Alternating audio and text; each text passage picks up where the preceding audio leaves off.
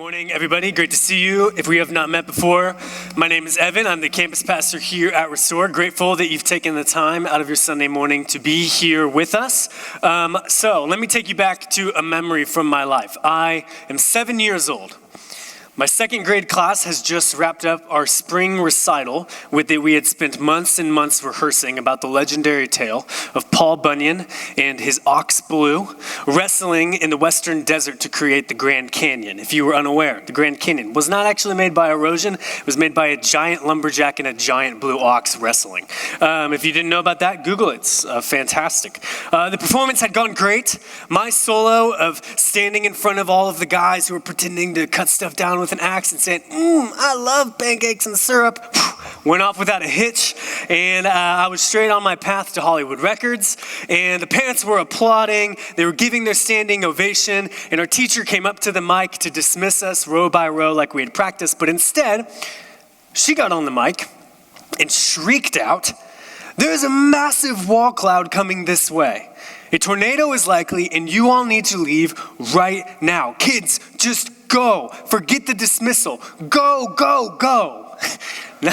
Not a great strategy. In a matter of seconds, the whole room shifted from the organized chaos of a second grade recital to like survival of the fittest.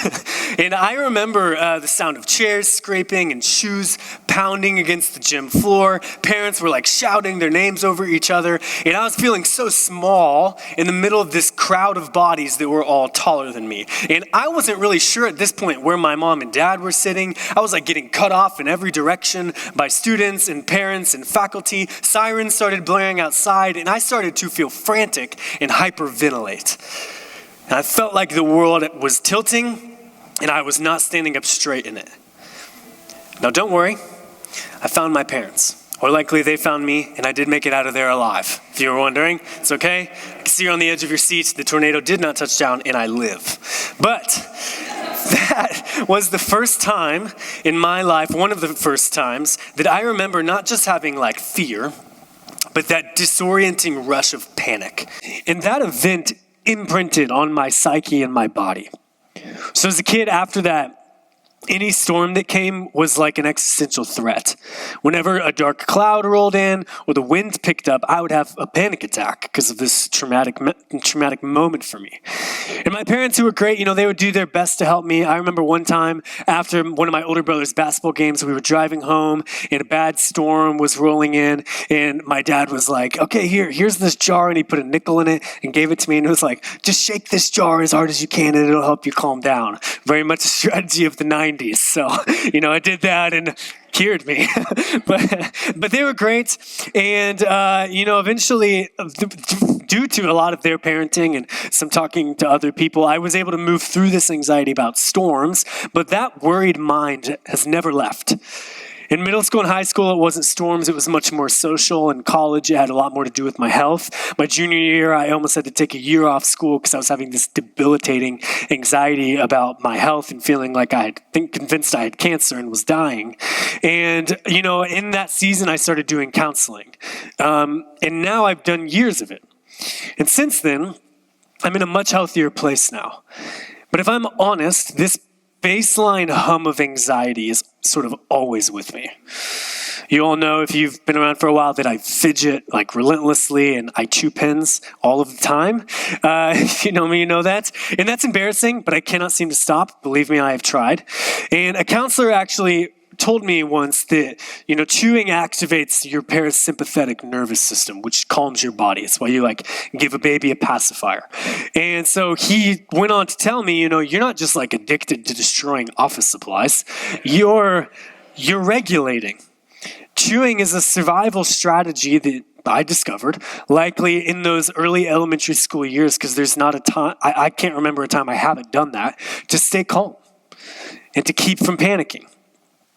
In that same session, the counselor said, all of us have a part of our brain that's scanning our environment for threats to make sure there's no saber-toothed tiger hiding in the bushes that's going to pop out and eat us alive.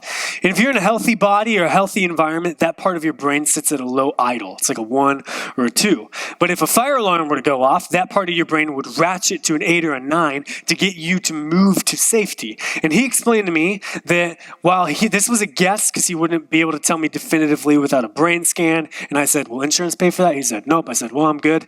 But he said that part of my brain likely always just sits at a 6 or a 7, and I've come up with some different strategies of fidgeting and chewing to survive there. Which means that, this the smallest of things, like a little comment, a blip in the budget, a text from someone to meet with no context can set my nervous system off. Now, I know I keep a pretty subdued demeanor, and that could surprise you. And there's all kinds of family history stuff around that. But if you just ask my wife, she would tell you it's all a sham. He's incredibly anxious. But forgive the biopic. But I just felt the need to tell you that and to mention all of that, to say that I am likely one of the least qualified people in the room to come up here and to talk to you this morning about peace and becoming a person of peace. But I do think I've spent the last 8 or so years walking what I think and hope is the first or second or third leg in a very long journey of becoming a person of peace and experiencing transformation. And I think I have in a lot of different ways. And I'm still on the journey, but I think I've experienced some change. And so I think my story can be of some use as we begin to talk about this. One of the guiding quotes of my life that I probably recite to myself 3 or 4 times a day comes from a saint named Seraphim of Sarov. He was a hermit, and he's a very venerated saint in the Orthodox Church. He said, acquire the spirit of peace, and 1,000 souls around you will be saved. That is like a holy line for me. And when I first heard it, I felt so much resonance with it from God's Spirit, as if God said through it, this is the path I've set before you. Surprisingly. See, one of the gifts of following Jesus is that as we do, our vices often become our virtues. Our points of weakness and wounding end up becoming our particular pathways to God's call on our life. And that's good news for all of us, because I'm sure I'm not the only one in the room dealing with anxiety at some level and needing to become a person of peace. In 2024, 43% of Americans were more anxious than the previous year. 19.1% of Americans were diagnosed with an anxiety disorder. And then generically, 43% of Americans are on some form of medication for mental health. And those numbers just ratchet up the younger that you go. The social psychologist Jonathan Haidt, he famously called Gen Z the anxious generation. What did my grandparents get? The greatest generation. What did I get? The anxious generation. Which is why I normally just say I'm a millennial, because I'm right on the cusp.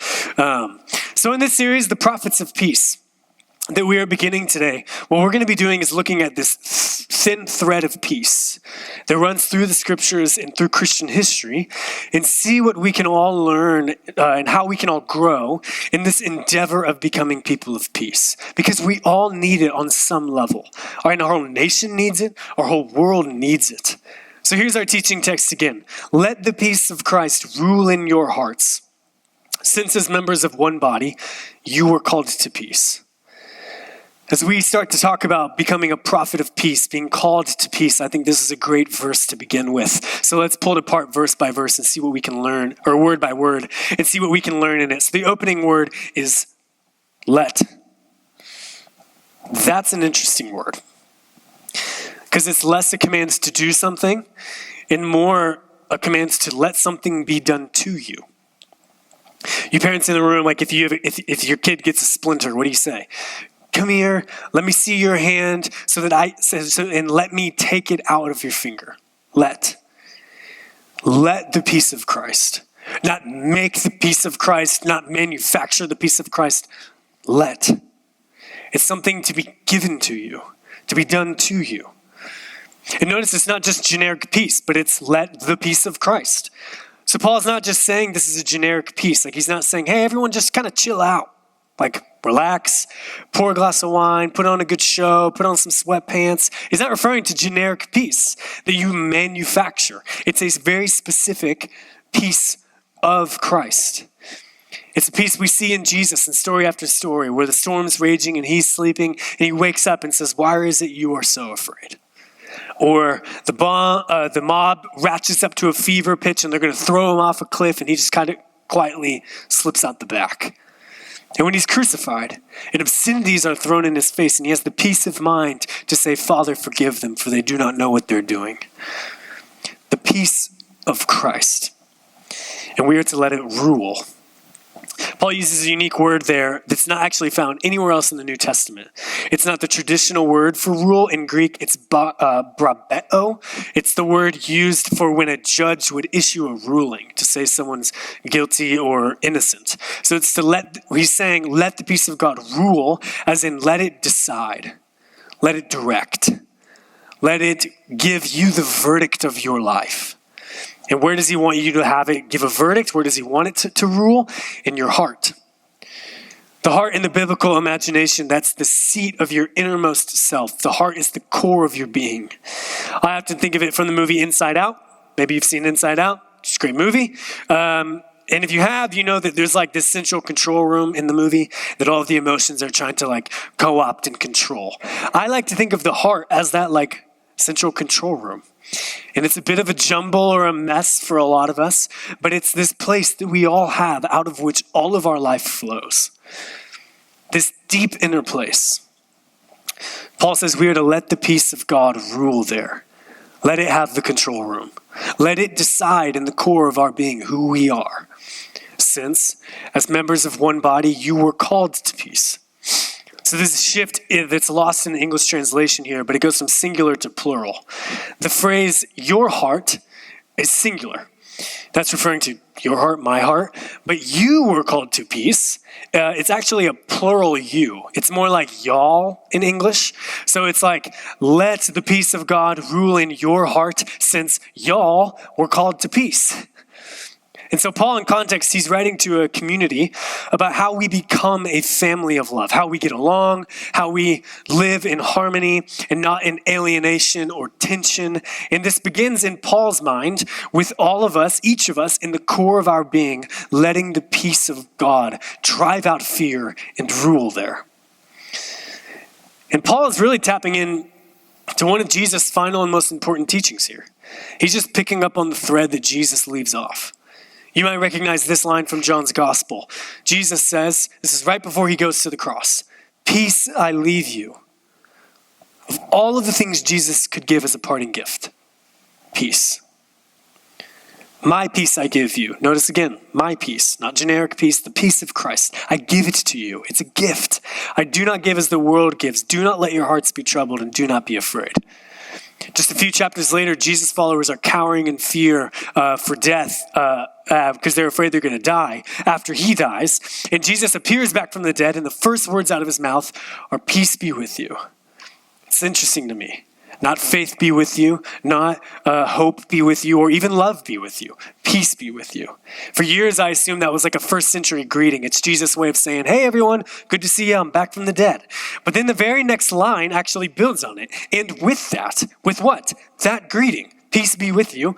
He breathed on them and said, "Receive the Holy Spirit." So it's more than a greeting. It's a gift of the Holy Spirit. Hence why he runs it back again in that same verse and says, "Peace be with you" again. In ancient manuscripts, they didn't highlight or underline or like put in italics to like make a point. If they really wanted to emphasize a point to you, they would repeat it. For some reason, they didn't know about italics back then. Hadn't been invented yet. And so they repeated it. So once, "Peace be with you." Twice, "Peace be with you." And a few verses later, Jesus runs it back again. 3 times, "Peace be with you." John is saying, do not miss out on how important this is. The very first implication of Jesus' death and resurrection is peace. This is why one of the main ways that Paul would go on to explain the meaning of this is through that lens of peace in our teaching text and in other places. Colossians again, For God was pleased to have all of his fullness dwell in him, in Christ, and through him to reconcile to himself all things, whether things on earth or things in heaven, by making peace through his blood shed on the cross. But Paul would say this is a peace that's more than a theory to believe. This is a gift from the Holy Spirit for you to receive and experience in the core of your being. So Philippians 4:9, the God of peace be with you. Or 2 Thessalonians 3:16, now may the Lord of peace himself give you peace at all times and in every way. So that's just a small sampling. But the thing is, when you read the New Testament, it becomes very clear that whatever it is that Jesus and Paul and many other writers meant by peace is that it's very, very important. It is the first implication of Jesus' life, death, and resurrection. And simultaneously, it is very different than what we normally think of as peace. Because Jesus was beaten, he was stripped, and he was killed. Paul was arrested time and time again, thrown into prison, stoned, left for dead, beat up, tortured, shipwrecked, and still says peace. It's not exactly like the curated, low-stress, optimized lifestyle we typically associate with the word. Which makes you realize that our modern definition of peace, like a self-care routine, a sound bath, a carefully micro-dosed CBD gummy, that is likely the complete opposite of peace from the perspective of the writers of Scripture. That's more just like mildly improved vibes for the stressed out middle class that probably just doesn't know how to say no. Not the peace of Scripture. The peace the biblical writers are offering is very, very different. For them, it's all about a sign and a foretaste of a future world that you can experience right in the middle of the chaos of the present one.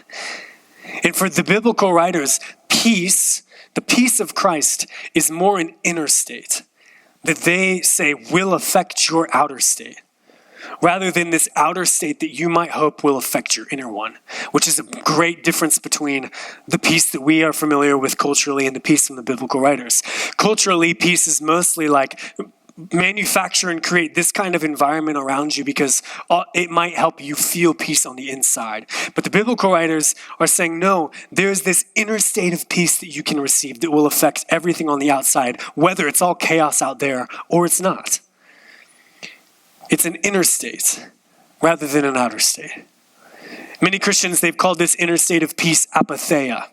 It's a word that's very difficult to translate into English because there's no one-for-one equivalent. It's often translated as peace, calm, tranquility, serenity.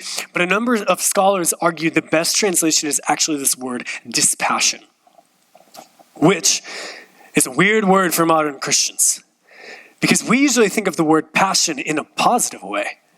We want more passion for God. We want more passion for the things that we care about. And that's beautiful and that's right and true, but it's a little weird still. Because if you read Christians from like way, way back when, they almost always use the word passion in the negative. The passions for them, that's the language for like the deep stronghold of sin in your body, where your heart is most in bondage. It's what a modern psychologist might call your attachments or your addictions. So because of that, they were actually highly suspicious of anything that worked you up too much emotionally, because they thought it was troublesome what the enemy could do in that worked up state. So their goal wasn't passion so much as dispassion. Annihilating all passion, man makes his heart free to receive divine love, says St. Sloan, who I'm actively trying to look like these days. Now, none of that makes them right and us wrong, but it still does mean we should pause and take note and learn from them. And I think one of the things that we can learn from these writers is that they saw the height of spiritual maturity, not as someone with a ton of emotional energy for God that is on fire. Most of that's just personality. They saw the height of spiritual maturity as someone who is deeply calm, almost unshakable no matter what comes, who's deeply at peace. We often forget that passion is not a fruit of the Spirit, but peace is. You can compare modern American revivalism with ancient Christian art. In most ancient art, the saints or Jesus, who's depicted behind me, look very demure, like almost like apathetic. And for years, I actually hated it for that reason. I was like, if it's being a saint makes me look like that, sign me up for nominal Christianity, because I would like some ounce of happiness. But what I found in reading about this is there's actually rich symbolism in it. What they're communicating with that still face is not someone who's not happy, but apatheia. Christ or the saint has come to the place where no matter what is happening, they're at peace. To use an analogy from Kung Fu Panda, the scriptures in church history, they would say that we are all called to become like Master Oogway. Just like so calm and wise and happy and at peace, and is always like, don't worry, it's okay. And we're all called to become like that because we are all really like Shifu.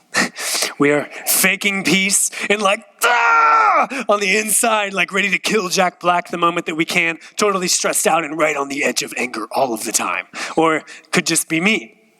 But this Hollywood cheesy archetype of like the Kung Fu master on the top of a mountain who is old and serene, that's a deeply Christian archetype. That the oldest and most respected of the saints are simultaneously the most serene and calm.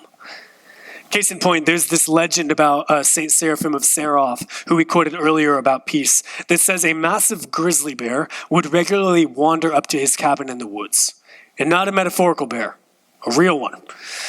And instead of panicking or grabbing a weapon, although like a hermit in the woods, not sure what their weapon is, just like, throws his Bible at him. But instead, Seraphim would walk out, make a sign of the cross over this bear, pet it, and feed it bread from his hand. Visitors actually, like this is in writing, visitors actually claimed they saw this. This frail, elderly monk standing calmly beside a creature that could tear him apart in seconds. And when they reflect on this, they would say that the bear was calm because he was. The peace in him was so settled, so embodied, that even something wild and dangerous responded to it. Animals smell paradise and go to the saints. That's how St. Isaac the Syrian said it. Which is why, if you know me, I will occasionally use wildlife as a diagnostic for spiritual maturity for me. You know, quick holiness check with the American robin or the deer beside the creek. And if that's the metric, I regret to inform you, I am not trending towards sainthood. I'm far too neurotic. Just in the last 2 years, my track record includes 2 owl attacks, one that made contact, one that I evaded, a very close call with the snake, and deers that never come toward me even though I like get on my knees and I'm like, come here. Here's this almond that I have in my pocket for this moment. Never works. And I've actually remembered, I was watching a movie last night called Primate. It's like a violent movie. We're not recommending it by any means. But it's about this ape that gets rabies. And last night it dawned on me. I was like, I forgot rabies is kind of a thing. I should maybe not be doing that all of the time. But I'll probably keep doing it. Now, whether all of the details of St. Seraphim's story is historically viable or not, that actually misses the point entirely. The church has rather kept telling that story because it captures something true. That when a human creature is fully at peace with God, even beasts lose their teeth. Animals smell paradise and go to the saints. Or as the gospel puts it about Jesus, he was in the wilderness 40 days being tempted by Satan. He was with the wild animals. And the angels attended him. So it's dispassion, serenity, apatheia, peace. That's what we're all called to as the goal of spiritual maturity. For if we acquire a spirit of peace, 1,000 souls around us, even the souls of animals maybe, will be saved. Therefore, let the peace of Christ rule in your hearts, since as members of one body you were called to peace. So how do we actually do this? How do we attain that? We'll talk much more about this in the weeks to come, but for today, on the one hand, it's not something that we do as much as something we let God do in us. The call to acquire inner peace in the anxious generation, it'll quickly take all of us to our very limit. Like we can't all just flip a switch and deactivate an anxious brain and just be zen all of the time. No, but that does not mean we can't do anything. We can arrange our life in such a way that at the center is Christ. we can attune to the peace of Christ. We can structure our days, our weeks, the interiors of our heart in such a way that it's designed to resist what Jesus called a troubled heart and receive instead the peace of Christ instead. So let me just offer this one simple observation, that peace comes when we spend time with the God of peace. Jesus is called the Prince of Peace. The Father is called the God of peace. The Spirit is called the Spirit of peace. The Trinity is pervaded by peacefulness. And when we spend time with that God, it's like that peace infects us. I don't know if you've ever been around somebody. My best therapist was this way, just so calm that after you are with them, it's like your nervous system's just like, felt like it got a massage or something. And it's just calm. That's what being with God is like. Because his peacefulness pervades and infects you, helps you calm down. The Trinity is pervaded by peacefulness. In the book of Revelation, we see behind the curtain of the universe, and in God's throne room, we read that around the throne there was what looked like a sea of glass, clear as crystal. The sea in ancient mythology was the place of chaos. It was the home of the Leviathan, the Satan. It was always churning and never at rest. But here in Revelation, the sea is like glass, still, calm around God. Have you ever been backpacking or like camping up to a lake in the mountains? If so, you know that there's this moment where you come to it and the water is just like so still and undisturbed, you find yourself almost holding your breath or whispering, almost without thinking, because you don't want to make a sound wave that'll send like chills across the surface. Revelation says that is what the atmosphere is like around God. You almost want to hold your breath or whisper. It's a sea of glass, an ocean of peace. Now, I love that imagery because we are now aware, thanks to modern cosmology, that the universe is expanding, it's changing, it's in transition. We know that all of the galaxies of the universe, they're moving away from all of the other galaxies.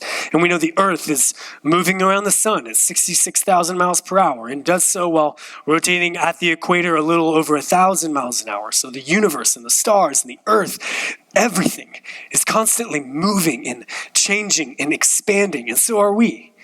We lose 50 to 150 strands of hair a day, which is worse news for some than others. We shed 10 billion flakes of skin a day. 90%, they say, of the dust in our homes is made up of dead skin we shed. We're in transition. It's like every 28 days, you basically get new skin, right down to your atoms in your cells. We are moving and changing. Even the bodies we bury in the ground keep changing. When God raises us from the dead, we will not have the same atoms that we did when we were buried. Nothing is stable. Nothing is constant. Nothing is unchanging. Nothing is not in transition. Everything is constantly moving and in flux, transitory, moving from one way of existing to a new way of existing. And yet, here Revelation says that behind all of it, or maybe underneath all of it, or within all of it, or at the center of all of it, spatial language fails us. But here, at the throne, there is one who is not in flux. There is one who just is, still as glass. One who gives substance to the transitory present that is caught between the abyss of the past and the abyss of the future. The moment that arises from the future only to be swallowed up by the past. One who makes the present not empty, but so rich that it would crush us if we were not guided by the Spirit to discover its riches little by little. When Moses asks God for a name, God says God is being itself. I am who I am. That still point in a turning universe, this one reality not in transition. Around the throne there was what looked like a sea of glass, clear as crystal. And how do you come into that God's presence? Through prayer. Prayer is the first and most important step that we can and must take, to carve out some time every single day to just sit quietly with the God of peace so that we might become like him as we are with him. Here's Jacques Philippe, an author. He says, God is an ocean of peace, and it is an intimate union with him through prayer that our hearts find peace. And this can be very simple. It's just turning your attention to God for a moment and taking some deep breaths. And so let me just land in my own life again with the story from this last week. This past week, Sarah and I actually had to spend a few nights at Children's Mercy Hospital because our daughter Noah got very, very sick. The kind of sick that is great for a guy with a nervous system like me. And she's okay. Don't worry about that. She's okay. We're okay. But for a few days there, it was like blood work and IVs and monitors and nurses and doctors barging into the room at the most inconvenient times. And while we were there, my brain does what my brain did best, which was worry.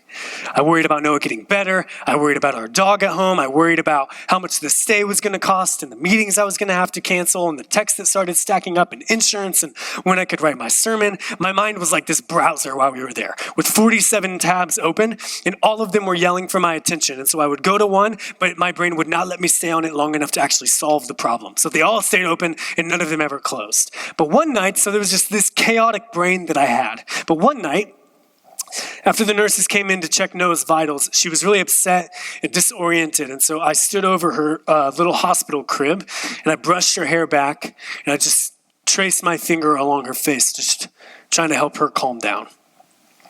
And when she finally drifted off to sleep, I put my hand on her chest and I just left it there for a few moments.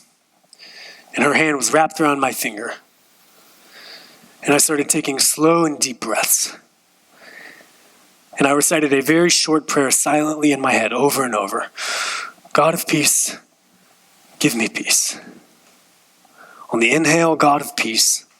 On the exhale, give me peace.